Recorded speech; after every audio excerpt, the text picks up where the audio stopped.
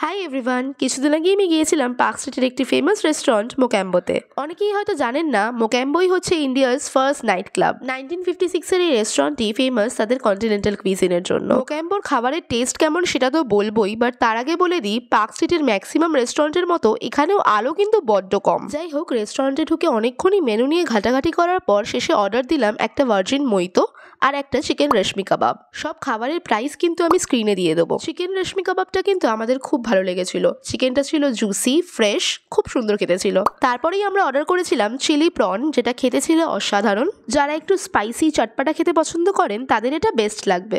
প্রনগুলো সসে toss করা, খুব সুন্দর একটা ফ্লেভার আসছিল। আমি তো এটা ডেফিনেটলি রেকমেন্ড করব।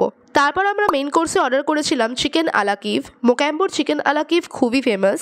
চিকেন ব্রেস্টের ভেতরে বাটার আর হার্বস দিয়ে বেক করা হয়। প্ল্যাটারের সাথে ছিল সটে করা ভেজিটেবলস আর পাস্তা। একটু ভিন্ন স্বাদের এই ডিশটি মেল্টেড বাটারের সাথে চিকেন খেতে কিন্তু বেশ লাগছিল। এই রেস্টুরেন্টে শুধু কি কন্টিনেন্টাল কুইজিনই ভালো নাকি অন্যান্য ডিশগুলোও ভালো খেতে, সেটা জানতে আমরা অর্ডার করেছিলাম একটা মাটন বিরিয়ানি। বিরিয়ানিটা খেতে কিন্তু আমাদের বেশ লেগেছে। বিরিয়ানিটা খুব বেশি রিচ ছিল না আর মাটনটা ছিল ওয়েল কুকড। তো ওভারঅল বলতে পারি মোক্যাম্বোর এক্সপিরিয়েন্স কিন্তু আমাদের বেশ ভালোই ছিল। আর হ্যাঁ, এখানে আসলে আপনারা কন্টিনেন্টাল ছাড়াও অন্যান্য ডিশ কিন্তু ট্রাই করতেই পারেন। So that's it for today. Bye bye.